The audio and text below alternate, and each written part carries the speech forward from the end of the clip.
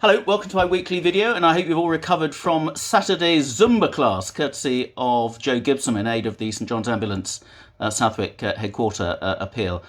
I know I certainly needed somebody from St John's Ambulance after doing it, but it was good fun in a good cause.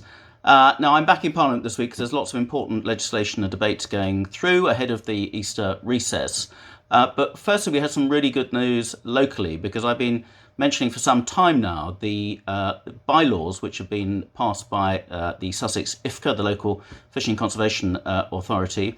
Those bylaws will ban trawling, bottom trawling, across a whole swathe of waters off the Sussex Bay coast.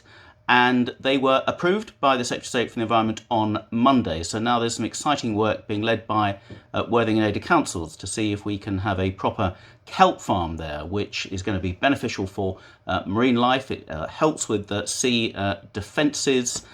You can eat the stuff, but also it absorbs 6 times as much carbon as trees. So it's potentially a really important contribution towards combating climate change. So really exciting prospects there, and I'm going to be getting very involved with that. So here in Parliament, we are, of course, marking this week on Tuesday a year on from the start of the first lockdown, and it's a moment for some sombre reflection, and we particularly remember those 63 residents from Ada and 193 residents from Worthing who've sadly lost their lives because of COVID in the last year. And I'm glad that we are very much going in the right direction now, and I hope you are using my weekly COVID updates, which I post every Saturday. Now, in Parliament on Monday, we've had the trade bill and the latest attempt by me and others to get a genocide clause attached to that bill. We weren't successful, but actually the government has moderated its line considerably. And there was also a really important announcement from the Foreign Secretary yesterday about adding a number of Chinese officials and Chinese companies to the sanctions list. We joined forces with the EU and with America and Canada to show we mean business to China for the continued human rights abuses in that country, particularly Tibet, and particularly against the Uyghurs, which I think certainly constitute genocide, and they need to be called out. And we've had a lot of publicity to do that, I'm glad to say.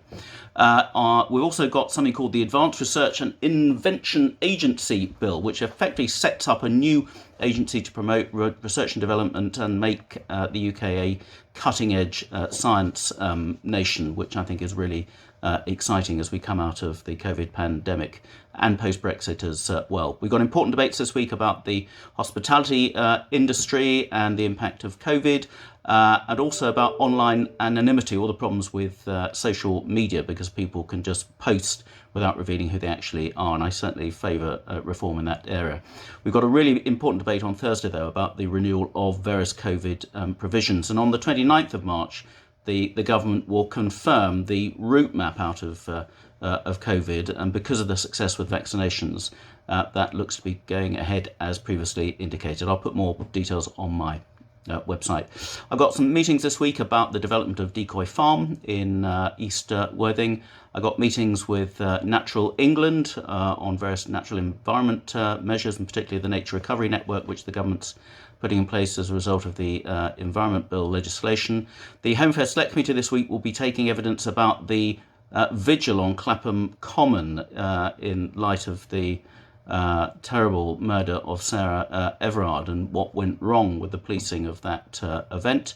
I've got a meeting about media freedoms in Hong Kong, again relating back to abuses going on by China. And a really important event on Thursday, the Leadsom Review, long-awaited Leadsom Review, which I've been playing a key part in as part of how we develop early years and how we get government policy to be much more widespread in that area. That's going to be published on Thursday, and there are going to be some really important recommendations coming out of that for our early years children and their parents. I've got a meeting around post-Brexit financial legislation, and then on Friday, as usual, a series of vaccine briefings and also a briefing from Worthing Hospital, where the merger now with the Brighton hospitals is going ahead, I'm glad to say. And I've also got a meeting with the Apprenticeship Minister, Gillian Keegan, the MP for Chichester, who's coming to talk to me and some Ada councillors about skills and apprenticeship opportunities locally as well. So it's a busy week before Easter, lots going on, lots of important legislation.